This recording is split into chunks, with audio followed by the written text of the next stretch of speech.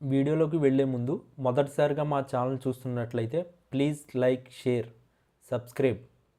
ముఖ్యమంత్రి చంద్రబాబు నాయుడు, ఉప ముఖ్యమంత్రి పవన్ కళ్యాణ్ సారథ్యంలో రాష్ట్రంలో అధికారంలోకి ఉన్న తెలుగుదేశం, జనసేన, భారతీయ జనతా పార్టీ సంకీర్ణ కూటమి ప్రభుత్వం సంక్షేమ పథకాల అమలుపై పూర్తి స్థాయిలో దృష్టి సారించింది. సూపర్ 6 పథకాలను లబ్ధిదారులకు చేరవేయడానికి అవసరమైన చర్యలు తీసుకుంటుంది.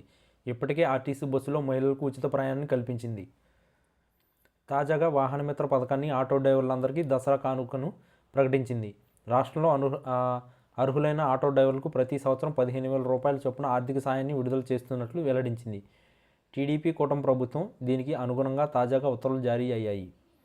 2025-26 ఆర్థిక సంవత్సరంలోని లబ్ధిదారులను ఖరారు చేయడానికి అవసరమైన మార్గదర్శకాలు విడుదలయ్యాయి. ఈ మేరకు రవాణా మంత్రిత్వ శాఖ ప్రత్యేక ప్రధాన కార్యదర్శి కృష్ణబాబు జీవో నెంబర్ 33 జారీ ఇచ్చారు.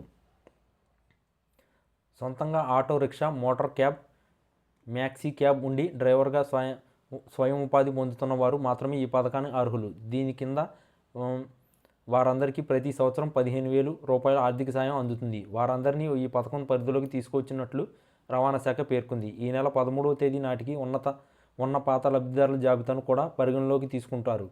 ఈ జాబితాలో ఉన్న వారికి ఈ సహాయం అందుతుంది. కొత్త దరఖాస్తుకు టీడీపీ కూటమి ప్రభుత్వం అవకాశం ఇచ్చింది. ఈ నెల 17, 18, 19 తేదీల్లో కొత్త వారు వాహనమిత్ర కింద దరఖాస్తు చేసుకోవచ్చు. దాఖలైన దరఖాస్తులకు ఈ నెల 22వ తేదీ నాటికి క్షేత్రస్థాయిలో పరిశీలిస్తారు. అనంతరం 24వ తేదీన తుది జాబితాను సిద్ధం చేస్తారు. ఈ తుది జాబితాలో పేర్లు ఉన్న వారికి అర్హులైన లబ్ధిదారులుగా గుర్తించినట్లవుతుంది. వారందరికీ బ్యాంక్ అకౌంట్లో అక్టోబర్ 1వ తేదీ ముఖ్యమంత్రి చంద్రబాబు నాయుడు నేరుగా డబ్బులు జమ చేస్తారు. బ్రాహ్మణ, కాపు, కమ్మ, బీసీ, ఎస్టీ, మైనార్టీ, క్రైస్తవ, ఈబీసీ, క్షత్రియ కార్పొరేషన్ నుంచి ఆటో, క్యాబ్ డ్రైవర్లకు డబ్బులు అందుతాయి. రవాణా శాఖ వద్ద ఉన్న రికార్డుల ప్రకారం రాష్ట్ర వ్యాప్తంగా సుమారు 2.90 లక్షల మంది auto, motor cab, maxi cab డ్రైవర్లు ఉన్నట్లు తెలుస్తుంది.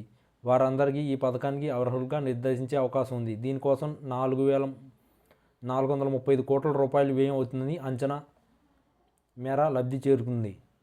సొంత ఆటో, క్యాబ్ యాజమాన్య డ్రైవర్గా ఉండాలి. ఆధార్ కార్డ్, తెల్ల రేషన్ కార్డు తప్పనిసరి. ఒక కుటుంబంలో ఒక వాహనానికి మాత్రమే లబ్ధి అందుతుంది.